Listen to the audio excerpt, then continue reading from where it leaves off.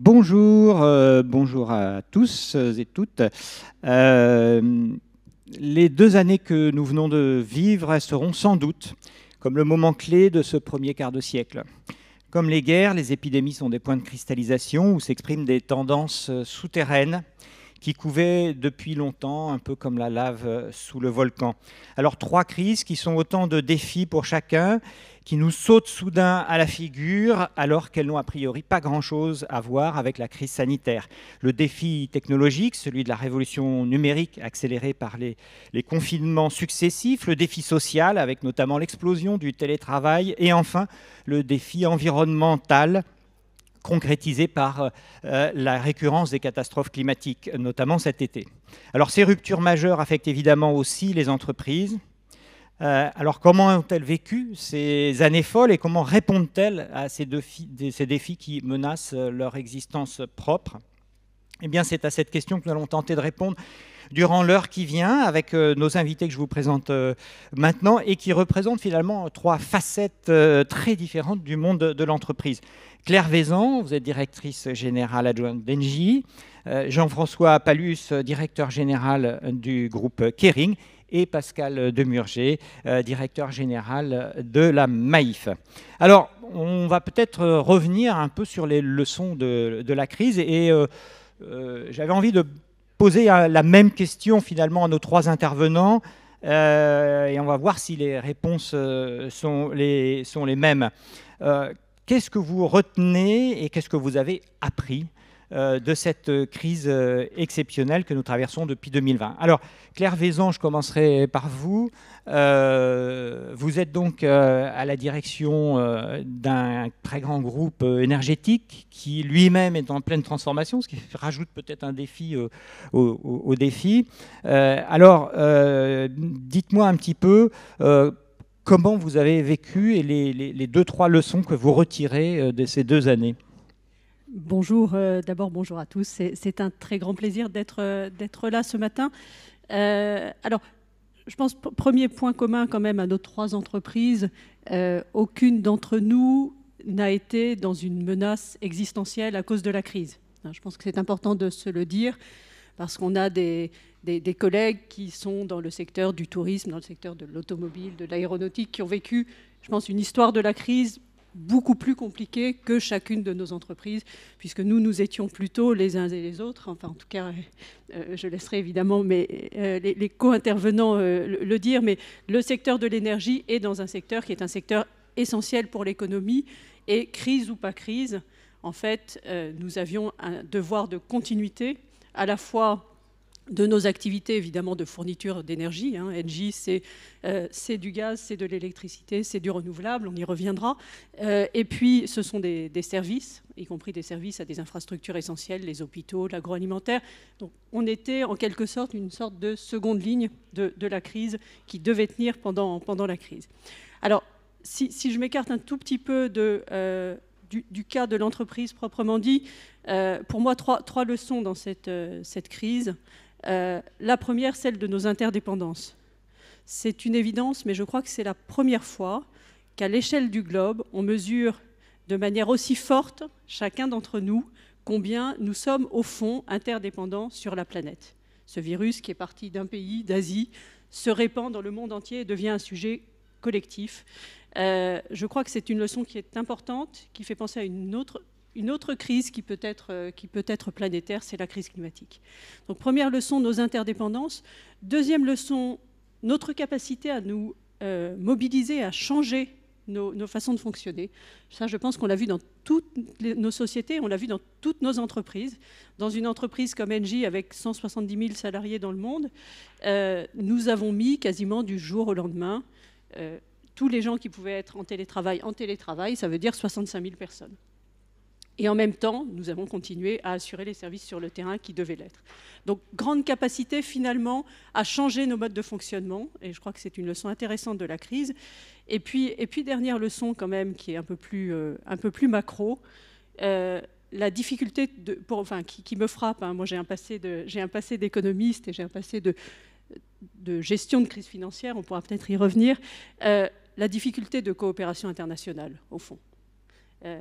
Donc ça, je quitte le monde de l'entreprise, mais on voit bien on est encore face à un problème de santé mondiale et qu'on a finalement pas mal de difficultés à arriver à vaincre ce virus, ce qui nécessite une action coordonnée entre les pays. Je pense qu'on n'y est pas encore. Là aussi, gros besoin de coordination internationale pour lutter contre l'autre crise qui nous guette, qui est la crise climatique. Alors justement, vous le disiez à l'instant, vous avez longtemps travaillé au ministère de l'économie et des finances, notamment à la direction du Trésor. Vous avez été dans les cabinets ministériels et vous avez donc notamment vécu la précédente crise économique. Alors là, on s'éloigne du sanitaire, mais la précédente crise économique était celle de 2008-2009. Juste très brièvement, mais est-ce qu'il y a des points communs? Est-ce qu'il y a vraiment de grandes différences? Alors, un point commun, c'est la question des interdépendances. La crise de 2008-2009, elle est partie finalement d'une partie des marchés financiers aux États-Unis, et notamment les subprimes, et elle s'est diffusée par des mécanismes de propagation à l'ensemble de la planète financière. Donc la question des interdépendances est pour moi un point commun. La nécessité de coopération internationale en est un autre. Et je suis plus spécialiste des crises économiques et financières que des crises sanitaires. Il m'a semblé que dans le premier cas, on avait des outils, en particulier le Fonds monétaire international, qui finalement étaient très légitimes pour cette coordination internationale et que ça avait beaucoup contribué. Et puis pour moi, une très grande différence, très grande différence, c'est que la crise de 2008-2009, je pense que si vous interrogez, alors pas notre public enseignant qui est forcément très au courant de tout ça, mais je pense que si vous interrogez une personne dans la rue, elle ne sait pas forcément qu'il y a eu cette crise de 2008-2009. Ou elle l'a oublié. Ou elle l'a oublié. Où elle a ressenti où elle s'est retrouvée au chômage, mais elle n'a pas forcément fait le lien. Enfin, je pense que c'était une crise qui, au fond, a été vécue de manière très différente de cette crise-là qui touche chacun d'entre nous de manière profonde, intime, dans la façon d'être, dans notre rapport aux autres. Et j'étais il y a quelques jours, je fais 1 minute de publicité, dans une très belle expo que je vous conseille tous d'aller voir, qui est l'expo de Salgado, Sebastiano Salgado, à la Villette, de photos de l'Amazonie.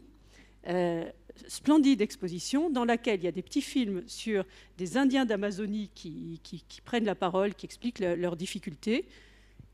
Et vous avez un Indien du fin fond de l'Amazonie qui explique le problème du Covid. Voilà, donc oui, c'est une crise. Il aurait moins expliqué les subprimes. Il aurait été moins à l'aise sur les subprimes, probablement, et tant mieux pour lui d'ailleurs. Voilà, c'est une crise qui, celle-là, nous touche tous de manière très intime. Alors, Pascal Demurger, vous êtes le patron d'un assureur que connaissent très bien tous les enseignants, puisque c'est la MAIF, mutuelle des instituteurs à l'origine. Évidemment, vous avez été atteint par la crise sur le plan social, mais relativement peu sur le plan économique. Donc, vous, même question... Deux leçons que vous retirez de cette crise. Moi, je repartirais effectivement de ce que disait Claire. La caractéristique de nos entreprises, c'est qu'elles ont été relativement, finalement, peu touchées au plan économique.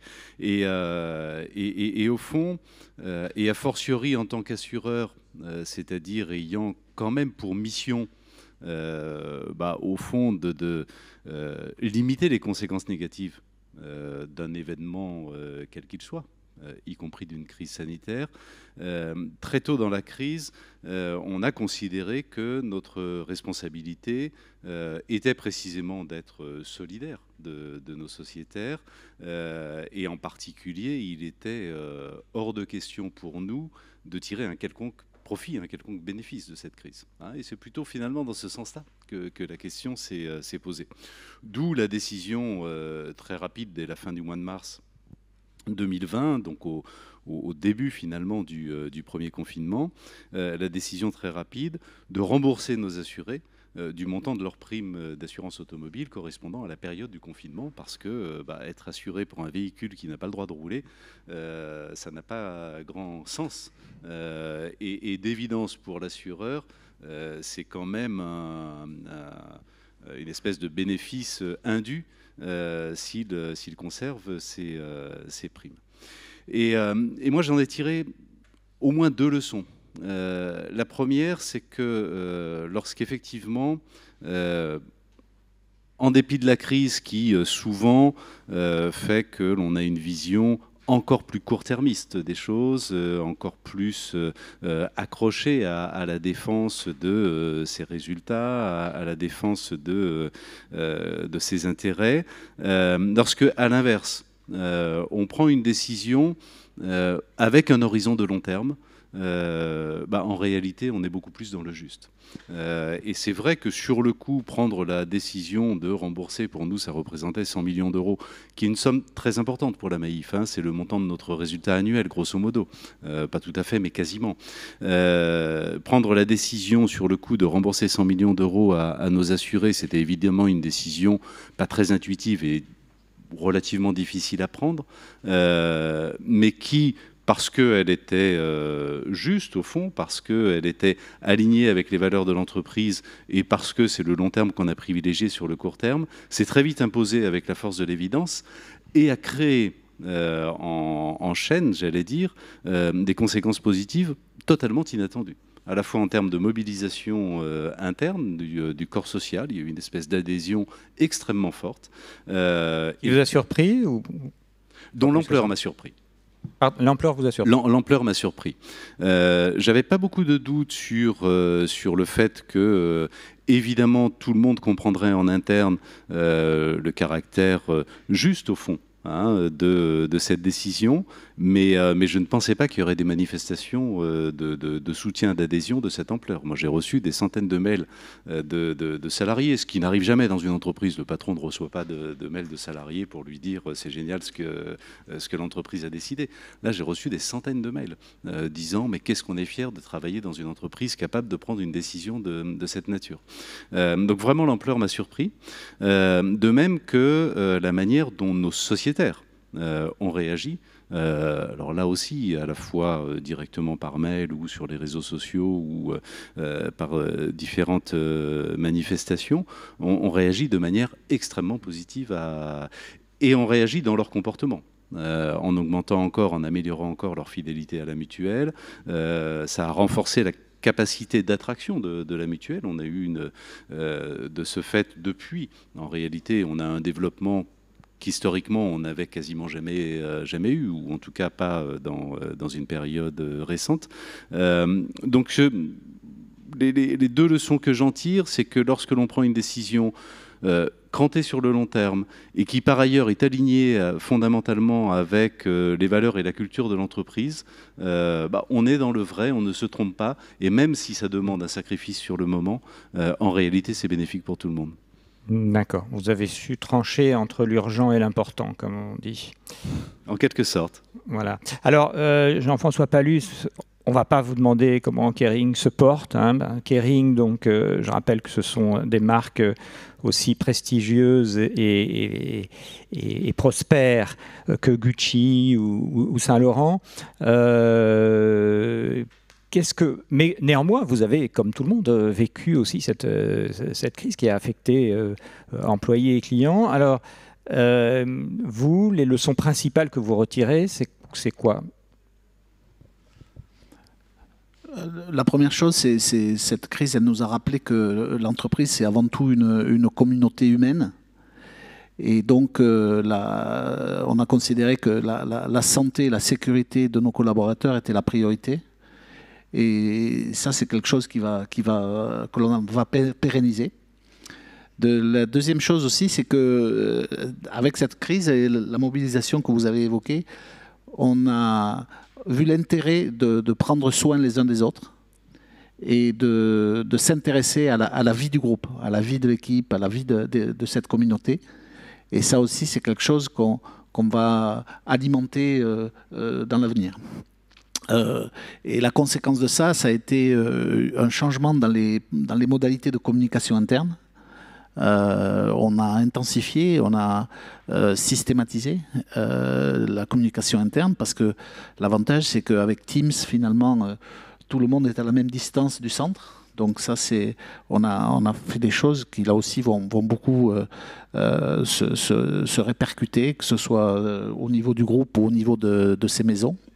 Et tout ce travail de transparence, d'implication, c'est quelque chose qui nous semble important et qui nous a vraiment servi de leçon. Et enfin, ce qu'on a également appris, c'est que quand on est soumis à ces événements dont la probabilité d'occurrence est très faible, mais dont l'impact est gigantesque, en fait, il ne faut pas trop réfléchir, il vaut mieux agir. Et donc, on a bien fait évoluer aussi notre culture. Certains tabous ou totems ont complètement explosé. Par exemple la protection absolue de la marque, qui fait qu'on était très centralisé par peur que dans tel ou tel pays on prenne des risques inconsidérés. Ben là, on les a pris, les risques. On a fait preuve d'audace, on a fait preuve d'agilité et on s'aperçoit que ça marche. On a réduit les boucles de management, on a privilégié la vitesse à la réflexion, l'efficience à la recherche de la perfection, etc., etc. Et ça, c'est des choses qui, pour nous, on veut continuer, on veut les rendre durables. Alors, je voudrais qu'on approfondisse un peu justement sur ces différents sujets en parlant du premier défi, de l'un des grands défis donc, qui se trouve devant vous, qui est le défi social. Défi social parce que, effectivement, donc vous disiez, Claire, que vous aviez mis 65 000 personnes en télétravail. Jean-François, chez vous, en télétravail, c'était combien de personnes vous avez mis? Nous, ça dépendait beaucoup des départements et des services. Mais par exemple, dans les sièges, là, c'était 100%. 100%, ce qui représente, parce que je ne m'en rends pas compte. Ce qui représente à peu près 8000 personnes. 8000 personnes dans les sièges. Parce que, évidemment, vous avez quand même beaucoup d'usines, j'imagine. On a quelques usines, on a beaucoup de magasins. Oui. Et donc là, lorsque les magasins étaient fermés, effectivement, les salariés se retrouvaient chez eux. Mais lorsqu'ils étaient ouverts, ils n'étaient pas en télétravail, ils étaient dans les magasins, même s'il y avait des horaires aménagés. D'accord. Et vous, Pascal, en télétravail, combien de personnes? Quasiment tout le monde, c'est-à-dire 8000 salariés. Alors, pendant le premier confinement, il y avait on se souvient, il y avait les problématiques de garde d'enfants, de gens qui ne pouvaient pas télétravailler pour des raisons y compris personnelles. Donc on avait à peu près 2000 salariés qui étaient en dispense d'activité, mais tous les autres étaient en télétravail. Et ensuite, sur les confinements suivants, tout le monde était en télétravail. D'accord. Alors, Claire Vaison, quand je parlais du défi social, on a l'impression, enfin en tout cas quand on discute avec notamment des directions de ressources humaines, qu'une fois qu'on a mis les gens en télétravail, c'est assez difficile de les retirer du télétravail et de les faire revenir au bureau.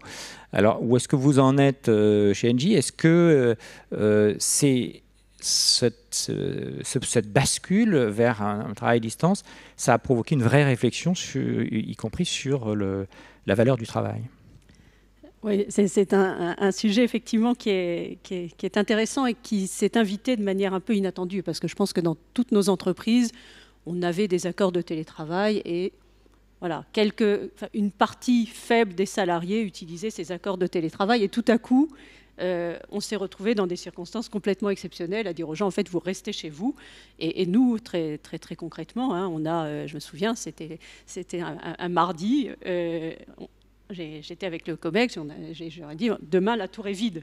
Et on est passé la tour de la défense d'Engie, qui est assez caractéristique, avec un haut un peu arrondi pour ceux qui la connaissent. Elle s'est vidée de 4500 salariés à 40 du jour au lendemain.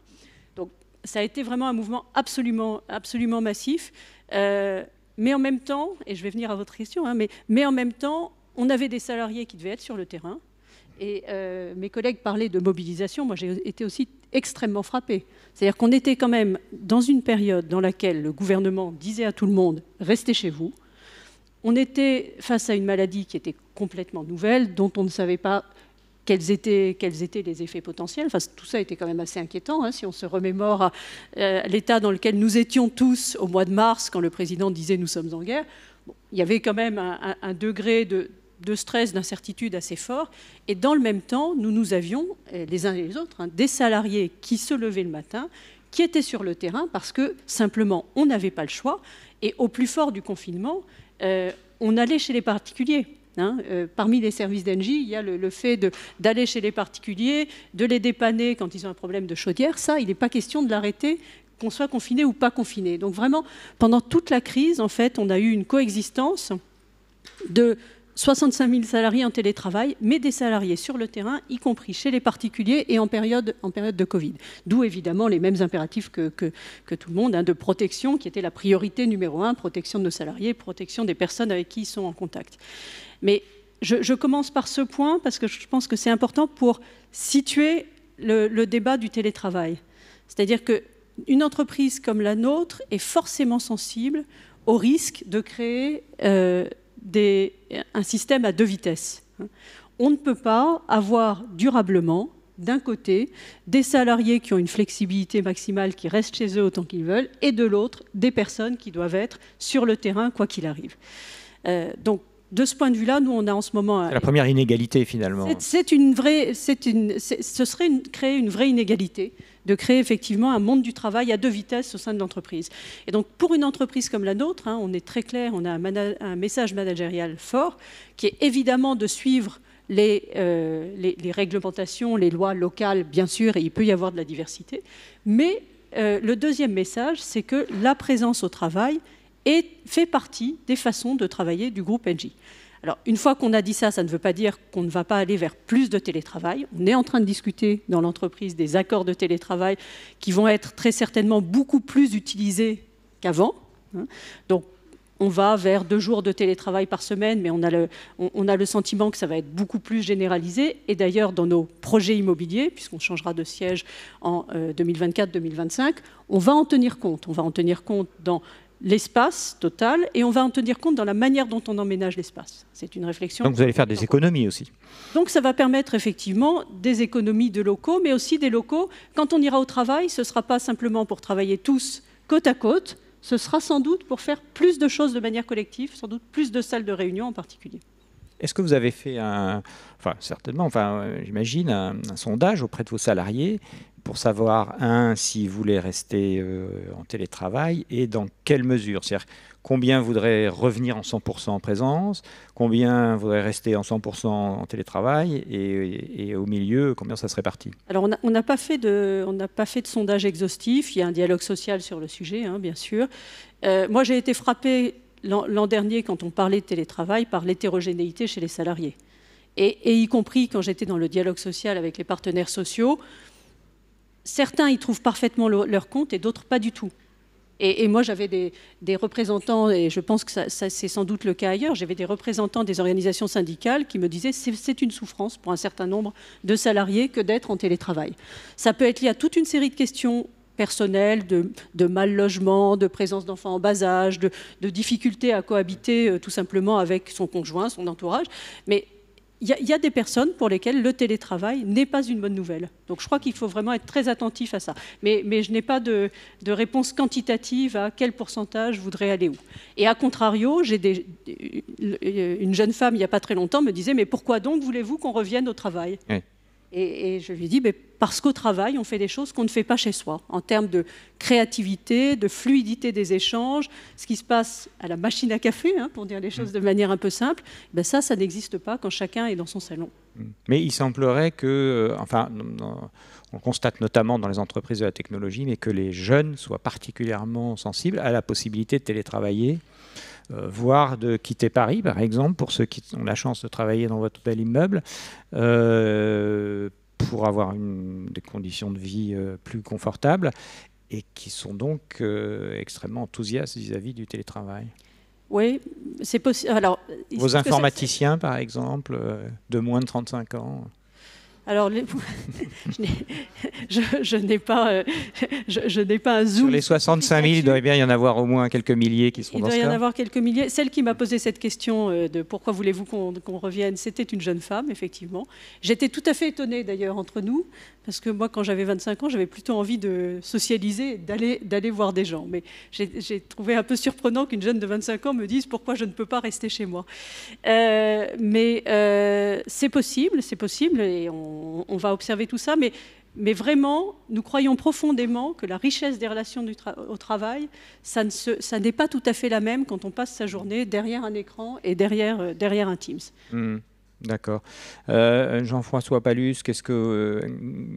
comment vous réagissez à ça, et est-ce que vous avez constaté la même chose? Est-ce que ça a changé à la fois le rapport au travail des gens qui travaillent chez vous, et puis aussi peut-être leur adhésion, enfin le management même de ces gens-là? Alors le management, c'est sûr, et c'est d'ailleurs un vrai défi parce que c'est ce que l'on doit travailler, et aujourd'hui on n'y est pas. On n'est pas arrivé encore à trouver la solution en termes de nouvelles pratiques de management à distance. C'est quoi le défi? Le défi, c'est de gérer des gens qui sont présents et d'autres qui ne le sont pas? Exactement. De coordonner, parce que nous, on a une approche hybride et très modulaire en fonction des maisons et des cultures de ces maisons, en fonction aussi des services et même des tâches, parce que, vous l'avez dit, les tâches d'exploration qui nécessitent une grosse capacité relationnelle, elles se prêtent assez peu au télétravail. Et en revanche, les tâches d'exploitation transactionnelles, elles peuvent très bien faire l'objet de télétravail. Et donc, en fonction de ces caractéristiques et même d'un certain nombre de demandes personnelles des salariés, on a une approche qui est très modulaire, très souple, par service, par pays, par site aussi. On a des coordinations, hein, et on évite aussi que nos sites soient un no man's land le lundi et le vendredi, parce que ça c'est quand même pas très efficace. C'est le cas? Non. Il y a eu une tendance au début, ouais. Et puis ça s'est autorégulé. Et puis on a aussi nous-mêmes introduit une sorte de régulation. Ce qu'on fait aussi, c'est qu'on teste un certain nombre de règles qui sont nouvelles et qu'on expérimente en termes de collaboration à distance, de comportement en ligne, comment on se comporte en Zoom, en Teams, etc.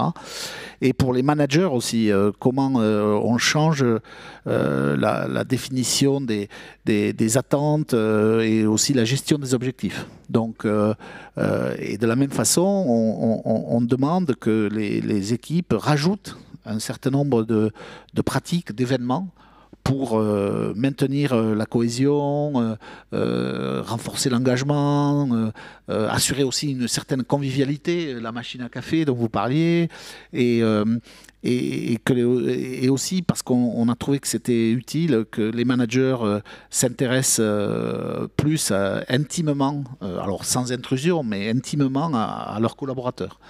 Donc pour nous, c'est une vraie opportunité pour à la fois l'entreprise et pour les salariés, mais ça impose des conditions et des contraintes. Et vous diriez que dans votre personnel qui a expérimenté le télétravail, donc les 8000 personnes dont vous parliez, une majorité a plutôt envie de continuer à travailler à distance? Oui, c'est globalement une demande des salariés. Il y en a quelques-uns qui détestent ça. Et donc, ceux-ci, on leur laisse la possibilité d'être... Mais ils sont minoritaires. Mais ils sont minoritaires, oui. Ah oui. Oui. Alors, Pascal Demurger, vous avez mis 100% de vos 8000 salariés au télétravail. Est-ce qu'il a fallu aller les chercher un par un pour revenir au bureau? Alors, aller les chercher, ça voudrait dire qu'on les aurait abandonnés. ce qui n'était pas le cas. Hein, Vous l'avez envoyé un mail peut-être alors. Non. Effectivement, je rebondis sur ce que vous disiez sur le management en période de télétravail. D'une certaine manière, paradoxalement, ça renforce la nécessité de la proximité managériale. Hein, et pendant les périodes de confinement où en effet tout le monde était contraint d'être en télétravail, il ne se passait pas une journée durant laquelle le manager systématiquement appelait ses collaborateurs, chacun de ses collaborateurs, ne serait-ce que pour maintenir un minimum de liens, demander des nouvelles, demander comment ça allait. Alors après, la réponse quantitative à votre question, quel pourcentage de personnes souhaitent télétravailler, nous on a signé un accord sur la généralisation du télétravail à la Maïf, évidemment un accord qui prévoit que un télétravail est possible sur base du volontariat, hein, c'est forcément sur la base du volontariat. Aujourd'hui, plus des 2/3 de nos collaborateurs ont signé un avenant à leur contrat de travail leur permettant de télétravailler, et il y a encore pas mal de demandes en cours. Donc oui, une majorité, désormais, ce qui n'était pas le cas avant la crise, hein, clairement. C'était vraiment une petite minorité avant la crise qui souhaitait en bénéficier. Aujourd'hui, c'est une majorité de salariés qui souhaitent en bénéficier à certaines conditions, sur la base du volontariat, sur une répartition du temps qui leur permet malgré tout un temps de présence. Hein, je crois que c'est à la fois le télétravail contraint et comment dirais-je et 100% du temps qui devient extrêmement difficile pour une majorité de personnes. Après, on a vu que cette crise est à la fois la crise elle-même et le télétravail associé ou le travail à distance associé renforce, je pense, certaines caractéristiques du management. D'abord, ça a considérablement renforcé le besoin de sens. Les gens, et la crise a renforcé ça, ont de plus en plus besoin de trouver du sens dans leur collaboration, dans leur travail. Ils ne s'engagent pas simplement par devoir ou par transaction pour gagner un salaire. Ils s'engagent aussi et d'abord parce qu'ils trouvent une utilité à leur travail, ils trouvent un sens à leur contribution. Et ça, ça me paraît être un élément essentiel et qui a considérablement évolué à la faveur de la crise. Alors, avant votre métier, c'est quand même un métier qui se pratique beaucoup par téléphone, oui. Le conseil, même le travail, ou par ordinateur, donc qui a priori peut se faire totalement à distance. Avant la crise, quel était le pourcentage de personnes qui étaient à distance, c'est-à-dire chez eux, essentiellement, et quel est le pourcentage aujourd'hui ? Alors, avant la crise, le pourcentage était très faible. On avait un accord qui était un accord temporaire et qui était un accord expérimental, hein, où on expérimentait. Très faible, ça veut dire on avait peut-être, oui, entre 5 et 10% des personnes qui bénéficiaient à temps partiel du télétravail. Et maintenant alors maintenant, on n'est pas en situation nominale de télétravail. Hein. On n'est pas dans l'application de l'accord télétravail. On est encore en travail à distance pour des raisons sanitaires. Hein. Et donc, nous sommes sur un rythme dans lequel, depuis le mois de juin, les collaborateurs doivent être présents 2 jours par semaine sur site. Et les 3 autres jours, ils ont le choix soit d'être présents, soit d'être en télétravail. D'accord. Et ces 2 jours, parce que moi, je suis très surpris, parce que 2 jours, c'est une espèce de consensus. Dans tous les accords de télétravail, à peu près, on parle de 2 jours. Est-ce que c'est finalement le résultat d'un compromis ou plutôt d'un souhait des salariés qui disent non, 2 jours, c'est bien Pour ce qui nous concerne, en tout cas, c'est vraiment un souhait conjoint de l'entreprise et des salariés. Il y a majoritairement, alors évidemment, hein, dans une population de 8000 personnes, vous avez des gens qui voudraient être en télétravail à 100%, d'autres qui ne veulent jamais l'être. Mais globalement, le moitié-moitié, on va dire, fait plutôt l'objet d'un consensus dans le corps social. Et par ailleurs, vu de l'entreprise, nous, c'est notre vision, hein, c'est-à-dire que, comme on le rappelait tout à l'heure, hein, une entreprise, c'est d'abord une communauté humaine, il y a d'abord des interactions sociales qui sont extrêmement fortes. Et moi, je ne souhaite pas être une entreprise dans laquelle il y aurait 8000 freelances qui n'ont aucune relation les uns avec les autres. Hein, je crois beaucoup à la nécessité d'une culture d'entreprise extrêmement forte. Je crois beaucoup aux apports de cette culture et des interactions entre les personnes. Et donc, je pense qu'effectivement, une présence de l'ordre de la moitié du temps sur site me semble nécessaire. Nécessaire pour vous, patron? Nécessaire pour l'entreprise, pour le maintien de la cohésion sociale, pour l'existence même d'un sentiment d'appartenance. Mais est-ce que, parce qu'on dit qu'une des difficultés, c'est le management intermédiaire, notamment, vous en parliez, c'est-à-dire qu'eux, ils rêveraient d'avoir tout leur personnel autour d'eux, parce qu'évidemment, c'est beaucoup plus fluide et beaucoup plus rapide, et le contrôle est plus fort. C'est plus le cas aujourd'hui. Est-ce que ça veut dire qu'il faut de nouveaux managers pour de nouveaux salariés? Ça veut dire en tout cas qu'il faut un nouveau style managérial. Nous, ça fait maintenant une petite dizaine d'années, un petit peu moins, 6 ou 7 ans, que l'on imprime dans l'entreprise un nouveau style de management qui repose beaucoup sur la confiance notamment. Clairement, le télétravail impose un management par la confiance. Par hypothèse, son collaborateur, on ne peut pas regarder par-dessus son épaule ce qu'il est en train de faire. Il est chez lui. On ne sait qu'il y a des outils numériques qui sont encore plus puissants. Alors oui, effectivement, il y a des entreprises qui à l'inverse, renforcent encore le contrôle. On n'est pas du tout dans cette logique et je ne crois pas qu'elle soit pertinente ni même efficace. Donc je crois moi que ça modifie la nature du management. Avec un niveau de délégation, de responsabilisation et donc de confiance beaucoup plus élevé que dans un mode de fonctionnement traditionnel sur site. Après, vous avez complètement raison, hein, c'est complexe, c'est compliqué pour les managers. Tous les managers ne sont pas à l'aise avec ce style managérial. Et puis, ce qui est très compliqué, c'est la gestion concomitante d'une partie des équipes sur site et d'une partie des équipes à distance. Alors, vos 3 entreprises sont assez décentralisées. Alors, il y a une énorme tour à la Défense, certes, mais le métier lui-même est par construction décentralisé. C'est évidemment le cas pour la myriade d'entreprises qui souvent sont des petites, des moyennes entreprises chez Kering. Et puis, à la Maïf, née à Niort. Enfin bon, la décentralisation, c'est quand même aussi un peu dans les gènes.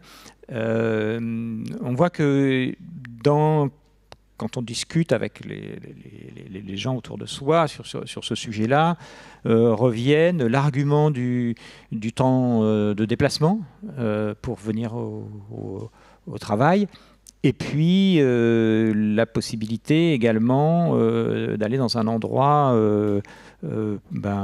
plus confortable, c'est-à-dire en général quand on est dans la région parisienne par exemple, de pouvoir avoir un habitat un petit peu plus grand que celui qu'on peut trouver à Paris, donc un argument qui est à la fois de confort et puis de financier aussi. Comment on répond à cette nouvelle demande, Claire Vaison? Oui, alors d'abord, je pense que c'est un sujet qui est très région parisienne. Oui. Effectivement, la durée de transport et le coût. Combien de personnes dans la tour? 4500. 4500. 4500. C'est pas seulement les activités de siège. Hein. Il y a un certain nombre sans jargonner, de business units qui sont aussi localisés dans la tour. Mais je crois profondément. Et mes 2 autres collègues l'ont dit, hein, je crois profondément qu'une entreprise, c'est une collectivité humaine. On n'est pas... j'ai beaucoup aimé l'idée de... On ne peut pas demain se retrouver à être une collection de freelance, et je crois que c'est vraiment le cas. C'est-à-dire qu'on est... Une entreprise, c'est un collectif qui se construit au quotidien, qui s'engage. Ce qui est très intéressant d'ailleurs, et on l'a observé chez nous l'an dernier, je crois que ça a été le cas dans d'autres entreprises aussi, c'est que cette crise a plutôt renforcé le sentiment d'appartenance. Moi, j'ai été très, très, très heureuse de constater que l'entreprise a évidemment fait ce qu'elle devait faire. Ça, c'était un peu au début, mais aujourd'hui, c'était passé 1 an et demi. Est-ce que c'est toujours aussi l'adhésion, ou c'est plutôt « Ah bah tiens, j'ai expérimenté une nouvelle façon de vivre et de travailler qui me convient mieux ». C'est deux choses qui ne sont pas incompatibles. Hein. Je pense que l'engagement des salariés, c'est la réponse, et très concrètement, pour nous, c'est un sondage que nous faisons chaque année, nous l'avons fait en octobre 2020, c'est la réponse à une question du type fierté d'appartenance. Est-ce que vous êtes heureux de travailler pour cette entreprise? On a vu une progression très sensible au milieu de la crise sanitaire de la fierté d'appartenance et des réponses positives à cette question. Et je crois que ça a été le cas chez nous. Je pense que on n'est pas les seuls. Donc, je pense que les salariés ont apprécié quand leur entreprise a su faire ce qu'elle devait faire, quand elle a su s'engager. Pascal parlait de l'engagement de la Maïf. Nous, on a eu aussi des actions d'engagement très fortes envers les publics défavorisés, des remises d'abonnements, des actions de continuité de service, des actions caritatives, tout simplement. Quand les entreprises se sont engagées, je pense que les salariés l'ont senti, ont senti que les entreprises les protégeaient. Et quand en plus on est dans un secteur comme le nôtre, la transition énergétique qui fait sens, on a une fierté d'appartenance. Je pense que qui a augmenté. Je pense que ça n'est pas contradictoire avec effectivement le ressenti de beaucoup de salariés qui est finalement un peu de flexibilité, c'est pas mal. Hein, je pense que la plupart des salariés, pas tous, la plupart des salariés apprécient le fait de pouvoir être en partie chez soi et travailler de chez soi. Et notre expérience collective, c'est que ça marche. C'est-à-dire qu'on a su, je pense, les uns les autres, gérer des entreprises en étant chacun chez nous pendant plusieurs mois. Donc ça fonctionne. Est-ce que 100% télétravail est le régime souhaitable? Certainement pas. Donc c'est vrai qu'il y a des aspirations à sans doute vouloir aller plus loin. Nous, ce que nous disons très clairement, et vraiment c'est une croyance de chacun d'entre nous, hein, enfin, dans l'équipe de direction très forte, c'est qu'on ne devient pas une collection d'individus freelance. Il y a un collectif, et ce collectif, il se construit aussi en étant ensemble, pas forcément tous les jours, mais ensemble la plupart du temps. Est-ce qu'il y a un distinguo géographique, c'est-à-dire que les gens, vous disiez c'est un sujet parisien, est-ce que ça veut dire que les Parisiens sont plus favorables au télétravail que les provinciaux? La question du temps de travail et du coût du logement, elle ne se pose pas pareil sans doute à Paris ou ailleurs. Mais non, ça n'est pas un sujet par ailleurs que parisien, on le voit aux États-Unis. Nos équipes aux États-Unis en ce moment s'interrogent sur est-ce qu'on reste fermé, est-ce qu'on ne reste pas fermé. C'est d'ailleurs tout à fait intéressant de voir qu'il y a des tensions sur le marché du travail qui sont fortes aux États-Unis aussi, ce qui induit des comportements qu'on n'aurait pas imaginés il y a quelques années. Hein. Moi, j'ai été biberonnée dans mes années de jeunesse à l'idée qu'en France, on avait une préférence pour le loisir qui était plus forte que d'autres pays. Ce qu'on observe, c'est qu'aux États-Unis aujourd'hui, il y a beaucoup de gens, et ça ne veut pas dire que c'est du loisir, mais il y a beaucoup de gens qui disent finalement, est-ce qu'on a vraiment besoin de revenir au travail? Eh bien, notre réponse, elle est la même pour les employés américains, pour les employés en France, c'est de dire oui, on a besoin de revenir au travail.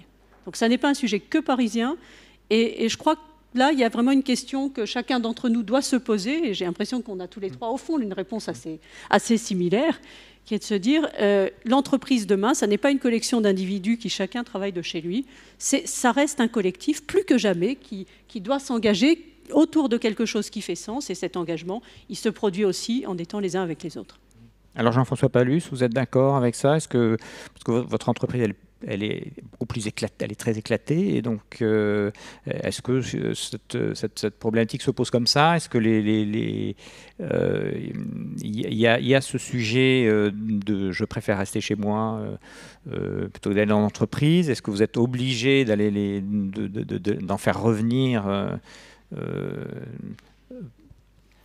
Oui, je crois que Claire l'a bien dit, hein, c'est un sujet effectivement qui est mondial, qui se pose dans tous les pays avec des intensités différentes et des modalités. Est-ce que c'est le plus intense, par exemple? Je dirais que c'est beaucoup plus intense dans des villes comme Tokyo, comme Mexico, qui sont des gigapoles où les temps de transport sont énormes.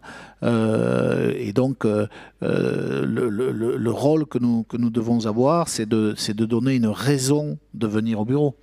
Et donc, c'est ce que je disais tout à l'heure, c'est un défi pour les managers de changer la façon de travailler, de changer l'organisation, de changer le mode de fonctionnement pour faire que les salariés aient une raison de venir. Et on s'aperçoit qu'ils apprécient cette raison de venir. Nous, on n'a pas été forcés, pour prendre votre terminologie, de faire revenir des salariés. Ils étaient contents de revenir.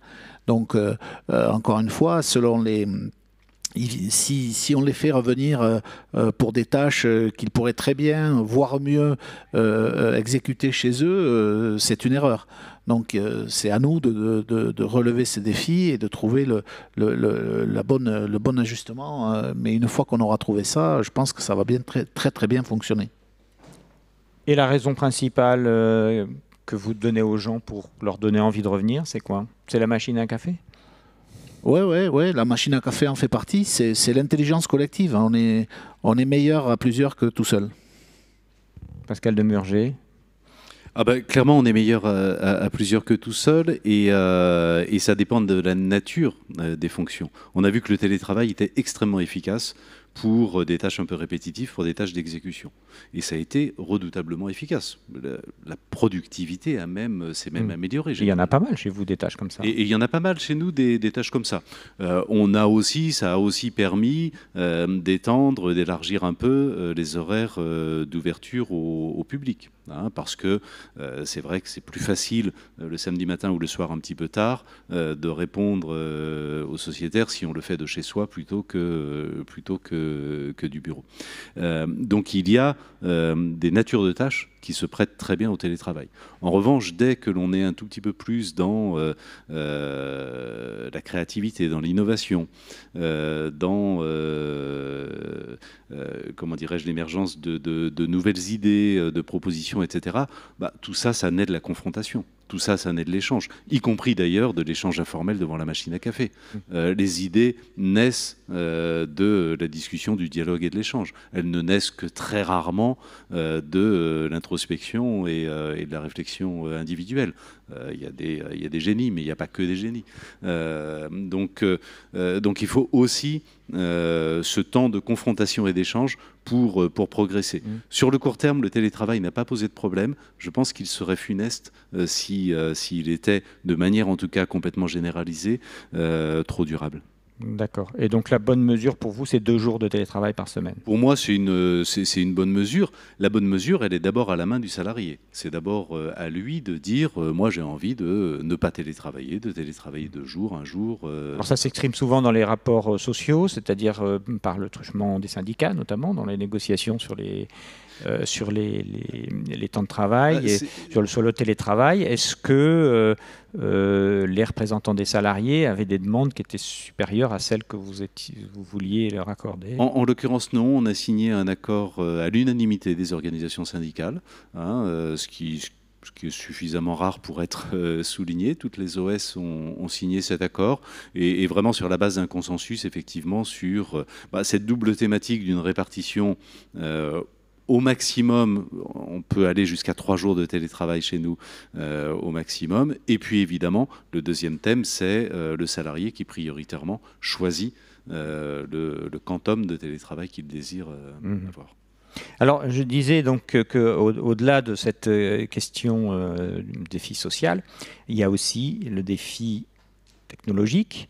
On a vu la bascule dans le numérique. D'ailleurs, le télétravail en est l'une des illustrations, mais ça n'en est pas la seule. Et puis, le défi environnemental, qui lui aussi était dans le débat auparavant, et là, c'est renforcé encore. Alors, est-ce que tout ça, c'est aussi un défi ce sont des défis qui vous imposent à revoir tout ou partie de votre stratégie, Claire Vaison?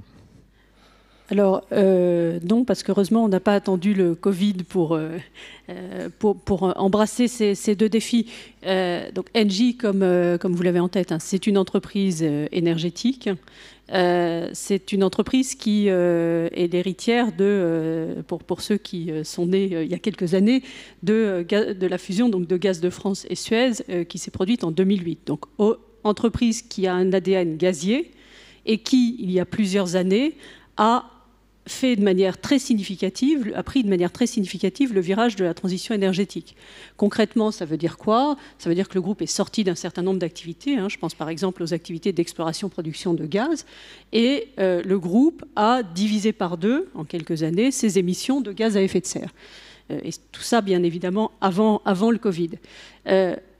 Pour une entreprise, alors vous avez raison de dire, à contrario, que cet impératif du changement climatique, il est de plus en plus prégnant, et le rapport du GIEC de cet été est évidemment un élément considérable à l'édifice qui pointe de manière très très claire le fait que nous n'avons pas le choix, qu'il va falloir changer nos façons de produire, de consommer de manière rapide pour éviter un monde dans lequel la hausse de température est insoutenable. Et je pense qu'on voit désormais chaque été les catastrophes qui sont induites. Donc ce changement climatique, ce que nous espérons, c'est que la crise du Covid aura permis une prise de conscience encore plus forte et qu'à l'occasion des plans de relance qui sont en train d'être définis dans les différents États, cet argent qui finalement va permettre de changer le sentier de croissance de l'économie va faire bouger l'économie d'un sentier de croissance qui était insoutenable. On allait vers un changement climatique excessif à un sentier de croissance qui est davantage compatible avec un réchauffement climatique maîtrisé. Pour une entreprise du secteur énergétique comme la nôtre, comprendre qu'il n'y a d'avenir que dans la transition énergétique, c'est une condition de survie. Donc heureusement, l'entreprise l'a bien compris. Et d'ailleurs, au moment où on a divisé par 2 nos émissions de gaz à effet de serre, nous avons vu le nombre de CV envoyés à l'entreprise multiplié par 3. Et ça, c'est un autre facteur qui rejoint ce que disait Pascal. Quand on a une entreprise qui est engagée dans quelque chose qui fait sens, les salariés et les futurs salariés le reconnaissent, adhèrent. Et ça aussi, c'est un facteur de succès et de succès durable de l'entreprise. L'entreprise, à la fin du jour, ce sont ses salariés. Voilà, donc la transition énergétique, bien sûr, et le numérique en soutien de la transition. La transition énergétique, évidemment, Engie, ça fait partie de sa stratégie depuis très longtemps. L'accélération soudaine, concrétisée notamment par le rapport du GIEC, fait que on peut aussi être amené, y compris dans une entreprise qui est déjà engagée comme la vôtre, à remettre en cause certains choix. Je prends un exemple, votre entreprise a décidé de rester massivement dans le domaine du gaz. Aujourd'hui, il y a de plus en plus de voix qui disent le gaz, ce n'est pas une énergie de transition pour les 20 prochaines années parce qu'il faut accélérer et que donc il faut déjà se mettre dans un sentier où on va devoir abandonner cette énergie plus rapidement que prévu. Est-ce que ça vous conduit aussi à revoir votre stratégie ? Alors, la question du gaz est une question très intéressante. Très intéressante, pourquoi ? Parce que, première chose, le gaz est, pour un certain nombre de géographies, une énergie de transition évidente. Je pense par exemple à l'Europe de l'Est.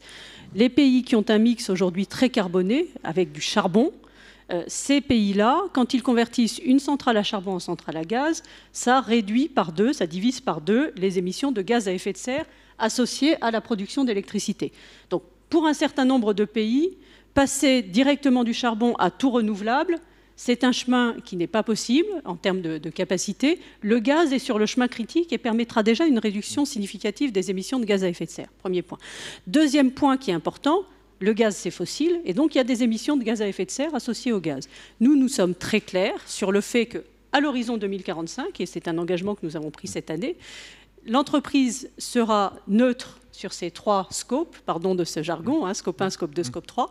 Et ça veut dire en particulier que dans une géographie comme l'Europe, le gaz sera entièrement du gaz non fossile.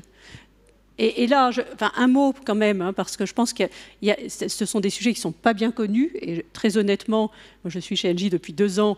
Avant de rejoindre Engie, je n'avais pas bien conscience de l'importance de ces sujets. Mais le gaz non fossile, ça n'est pas qu'anecdotique. Il y a 2 choses en particulier. Il y a le biométhane, et ça, je pense que les uns les autres, vous devez voir, en particulier dans les territoires, de plus en plus de cuves cylindriques avec un toit bombé. Ça, ce sont des unités de production de biométhane qui se font à partir de déchets agricoles. C'est du gaz 100% circuit court local, première chose, et c'est la même molécule. Deuxième chose, l'hydrogène vert. Oui. Hein, et l'hydrogène vert, de manière très intéressante, hein, on en parlait très très peu il y a encore un an.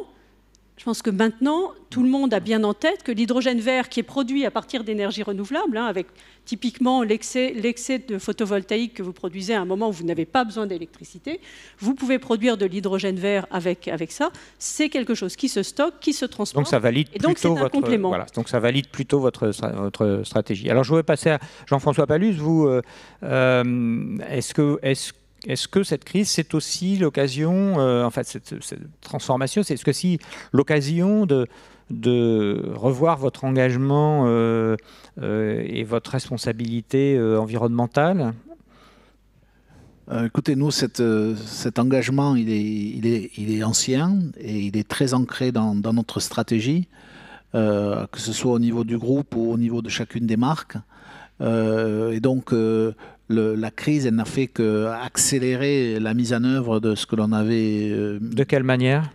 En fait, sur de nouveaux domaines, par exemple la biodiversité, sur laquelle on ne s'était pas penché jusqu'à l'année dernière.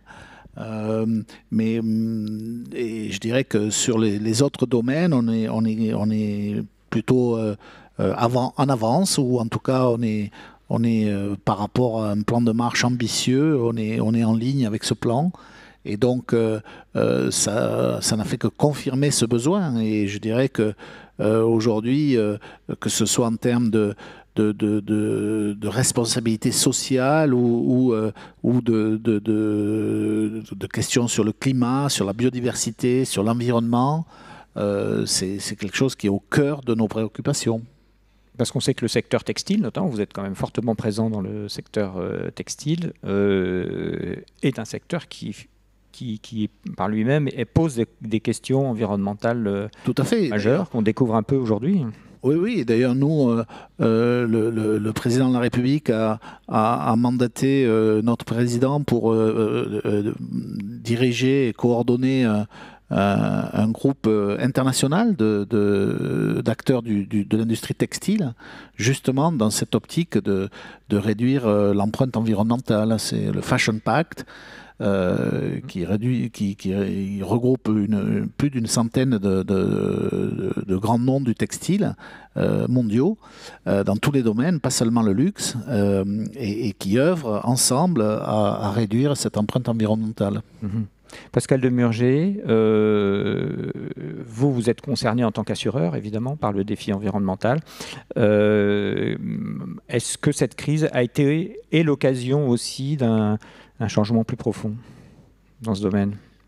Avant de répondre directement à votre réponse, peut-être une toute petite remarque préalable. Au départ, vous associez la rupture digitale, au fond, et la question de l'impact, hein, et notamment climatique ou éventuellement social. Moi, j'aime beaucoup ce rapprochement que vous faites. Ça fait 20 ans maintenant, en gros depuis 2000, que le monde de l'entreprise est très profondément bouleversé par la rupture digitale. Est très profondément bouleversé. Il y a des mastodontes qui n'existaient pas il y a 20 ans. Il y a au contraire des entreprises qui ont disparu. Les cartes sont complètement rebattues. Et puis, en interne dans nos entreprises, le sujet de l'intelligence artificielle, le sujet de la data, le sujet de l'ouverture de nos systèmes d'information, de l'interconnexion des entreprises entre elles, etc., modifie le sujet évidemment de la relation client, de l'expérience client. Tout ça a été complètement bouleversé, est complètement bouleversé encore par la rupture digitale. Moi, je fais le pari que dans les 20 prochaines années, la question de l'engagement des entreprises, de leur impact sur à la fois les sujets sociaux, mais aussi et prioritairement les sujets climatiques, sera d'une profondeur, sera une révolution aussi forte que l'a été la révolution numérique. Je suis convaincu qu'il y a une attente sociale à l'égard des entreprises qui est déjà forte aujourd'hui, qui va être croissante et qui va contraindre de toute façon, même si elles ne le souhaitaient pas, les entreprises à complètement modifier leur business model pour s'adapter à cette exigence. Et par ailleurs, l'État nécessairement sera contraint lui aussi de relayer cette attente sociale et d'imposer aux entreprises des normes, des exigences de plus en plus fortes en la matière. Donc je pense que c'est un sujet véritablement transformant pour l'économie et pour le monde de l'entreprise. Alors, est-ce que ça a été accéléré par la crise sanitaire ? Pas directement en réalité. Alors d'abord, vous avez effectivement devant vous des représentants d'entreprises qui étaient déjà très engagés. La Maïf Assureur Militant est depuis longtemps très engagée sur ces sujets-là. Nous sommes devenus d'ailleurs entreprise à mission au sens de la loi Pacte, qui vient en quelque sorte donner un statut particulier aux entreprises qui font le choix de s'engager très, très fortement. Et nous sommes devenus au premier semestre 2020, donc au tout début de la crise sanitaire et sans lien avec la crise sanitaire. Donc le mouvement était déjà très largement lancé. En revanche, pour moi, la crise sanitaire a accéléré a accéléré finalement deux choses, a modifié finalement deux choses. D'une part, a accéléré la prise de conscience dans le grand public. La crise sanitaire a été vécue par beaucoup comme une espèce de prélude à la crise écologique. Comme une espèce d'avant-première. Et donc cette sensibilité face à la crise climatique à venir a été renforcée. Et puis, ce que ça a profondément modifié également, c'est la conception que l'on a du rôle de l'État. Là où l'État était quand même depuis au moins 4 décennies un peu en retrait par rapport à l'économie et n'était là que pour accompagner, faciliter le bon fonctionnement de l'économie, il y a une réhabilitation du volontarisme d'État qui est remarquable. Quand Claire disait... Et ça a été le cas dans toutes nos entreprises. Le mardi 17 mars, on a pris la décision que le lendemain, mercredi 18 au matin, il n'y aurait plus personne dans nos entreprises, physiquement, que la tour serait complètement vidée de ses 4500 salariés. Ça vient de quoi ? Ça vient d'une déclaration du chef de l'État la veille. Donc on voit bien cette réhabilitation d'une certaine manière de la puissance publique sur le monde de l'entreprise qui évidemment change aussi la donne sur ce sujet. Alors, on nous accorde quelques minutes pour conclure. Donc, un rapide tour de table justement sur le rôle de l'État. Dites-moi chacun ce que vous, en tant qu'entreprise, face à ces défis, vous attendez de l'État. Claire ? Alors, sur la transition énergétique, le rôle de l'État est absolument clé. Absolument clé, pourquoi ? Pas tellement pour financer de manière directe la transition énergétique, c'est le cas pour une partie des activités. De tout temps, l'État aide à financer les innovations qui ne seraient pas rentables sans ce financement. Et dans le domaine des énergies renouvelables, dans lequel certaines énergies sont très matures, d'autres pas, le fait qu'aujourd'hui, on parlait d'hydrogène vert, le fait qu'aujourd'hui l'État soutienne l'hydrogène vert est une bonne manière de faire émerger cette filière, cette industrie. Mais ça, c'est une partie du rôle de l'État. Une partie du rôle de l'État, c'est de financer ponctuellement les activités qui ont besoin d'être financées pour aider à leur développement, parce que le marché ne serait pas là sinon. De manière plus fondamentale, il va y avoir besoin de réallocation du capital, de déplacement des investissements de manière très très forte pour encourager la transition énergétique, à la fois d'ailleurs l'offre, les énergies renouvelables, mais aussi tout ce qui est efficacité énergétique. Dans un pays comme le nôtre, on va devoir consommer moins, avoir des modes de production, de consommation qui sont moins énergétivores en particulier. Ça peut paraître paradoxal qu'un énergéticien vous le dise, mais c'est absolument clair dans tous les rapports sur ces sujets. Donc on a besoin, pas seulement que l'État finance certaines activités, on a besoin que l'État envoie des signaux extrêmement clairs, extrêmement forts, pour permettre cette efficacité énergétique, ce développement des renouvelables. Ces signaux de nature, les signaux prix, moi je crois beaucoup au prix du carbone, ça n'étonnera aucun des économistes qui nous écoutent. Le prix du carbone, en étant attentif aux conséquences sociales, évidemment, et on sait qu'elles sont très réelles, premier point. Deuxième point, les mesures réglementaires, c'est efficace dans un certain nombre de domaines. On parlait de l'automobile, par exemple. en ayant en tête quand même que l'un comme l'autre, les mesures réglementaires comme le prix du carbone sont des mesures qui ont des conséquences redistributives, des conséquences sociales, que l'une n'est pas de ce point de vue-là indolore alors que l'autre serait dolore, et que donc il faut que l'État soit très attentif aussi à ces conséquences sociales pour rendre la transition écologique acceptable. Mais le rôle de l'État est absolument clé parce qu'on va avoir besoin de signaux très très clairs pour que dans nos entreprises, dans les comportements des uns des autres, les changements de production et de consommation se fassent pour permettre la transition énergétique. Jean-François Palus, vous demandez quelque chose à l'État, vous? Mais pas besoin. Écoutez, non, nous, on n'a pas eu besoin des aides, mais non, si je devais lui demander quelque chose, c'est des lois plus motivantes que paralysantes, plus pragmatiques que technocratiques. En revanche, de continuer à jouer ce rôle de coordination de l'ensemble des acteurs autour d'une ambition commune. Pascal Demurger, vous avez 30 secondes. Alors, moi, je ne demande rien à l'État pour mon entreprise. En revanche, si on veut effectivement que la transition écologique se fasse, le rôle des entreprises est évidemment complètement central. C'est par les entreprises que la transition se fera. Pour ça, je crois que l'État a un rôle majeur qui est de distinguer dans ses politiques publiques celles des entreprises qui, en effet, vont dans le sens de cette transition et celles qui à l'inverse, freinent. C'est la question de la conditionnalité des politiques publiques, la conditionnalité, par exemple, de la fiscalité. C'est la question de l'intégration dans le Code des marchés publics de clauses systématiques sur la transition écologique. Il n'est pas normal, je trouve, que la commande publique continue à ne pas distinguer celles des entreprises qui font un effort dans le sens de cette transition et celles qui ne font pas d'efforts.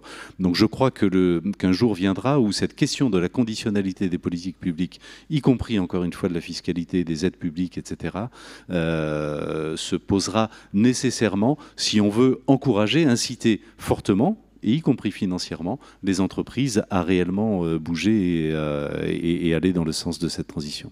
Merci Pascal Demurger, merci à vous d'avoir participé à ce débat. Finalement, tous ces sujets se rejoignent inévitablement à un moment.